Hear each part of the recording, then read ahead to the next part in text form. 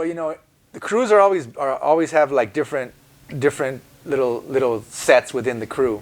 You know, we had piecers in the crew, we had bombers in the crew, and then we had some that did both. You know, but Saul, definitely his specialty was getting up. You know, and that was his love. He wasn't an artist. He wasn't like, you know. But having said that, once he started doing freights, he did a lot of freights. I think especially with 125, they started doing a lot of freights, and that whole era when he was doing freights, I think that's when he started flexing and learning a little bit about style and piecing and you know. So he's got his pieces out there. You know, he's not doing murals, but he's doing little pieces on freights and little wall spots and stuff like that. You know.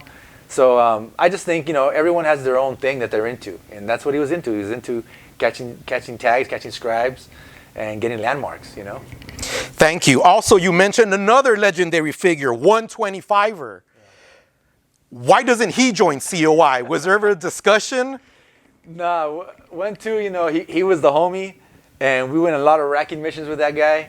But also, if you know 1-2, he knows everybody, and sometimes that's not a good thing. And so, you know, he'll be the first one to tell you that he's a loudmouth, you know. But you know, 1-2 was a cool dude, and we always hung out with him. But we never thought about getting him in the crew, and he never asked. He was happy doing his whole thing. You know, he was already the downtown LA king. He didn't need a crew to back him up or whatever. So he was the homie. But yeah, it was just his own thing. Again, COI, a lineup of heavy hitters. Another underrated superstar that I think is Decline, COI. Can you talk about when he joins the crew? Yeah, so at some point, like OILER, you know, takes off, because when OILER first started getting up, it was with Sacred.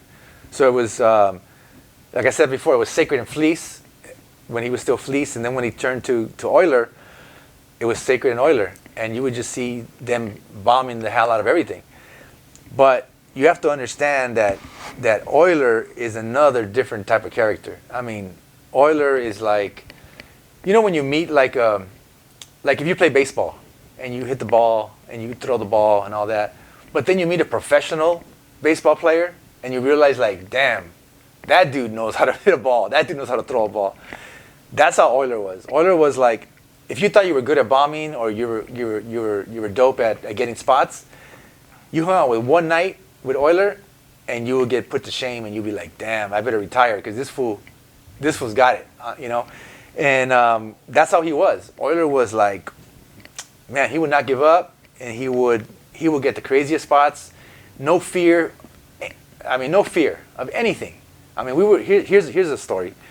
One time we were bombing off the 5 freeway, Sacred, OILER, and me, and we pulled over in Commerce area, and there was this old building that had just shut down, and it had some what do they call it, iron gates on the windows, and OILER was like, yo, I could climb those to the top of the building and just hit us up, and you'll see us from the freeway. And we were like, okay. It sounds crazy, but let's go do it. So we pull off.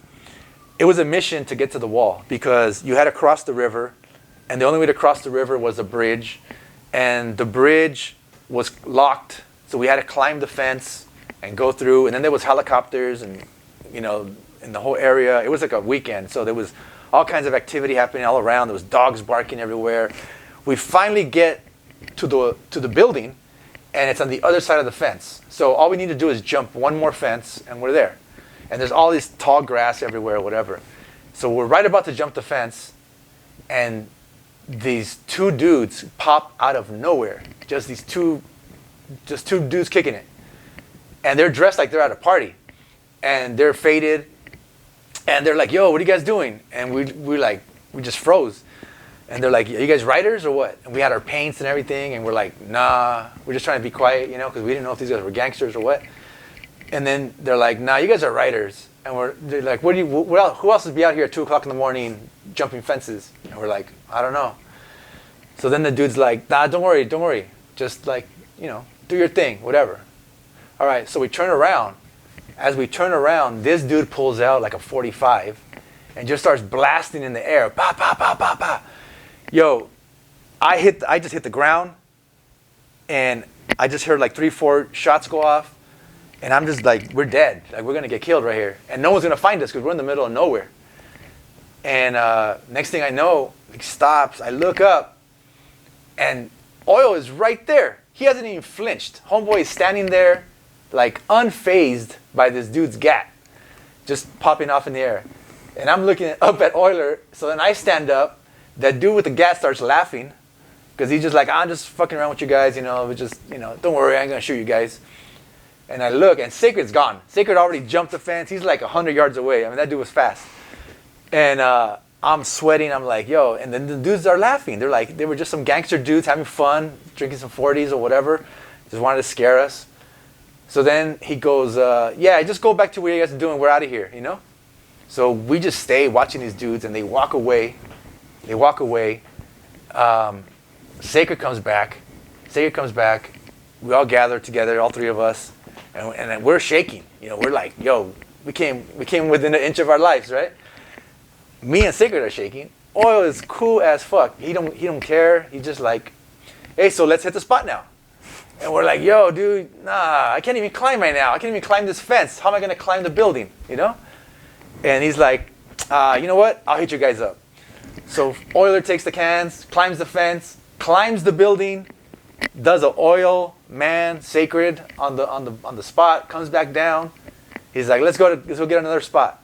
And me and Sacred are like, we're done. Like, nah, man, we wanna go home. We wanna go home and chill and, like, you know, be thankful that we didn't get killed tonight.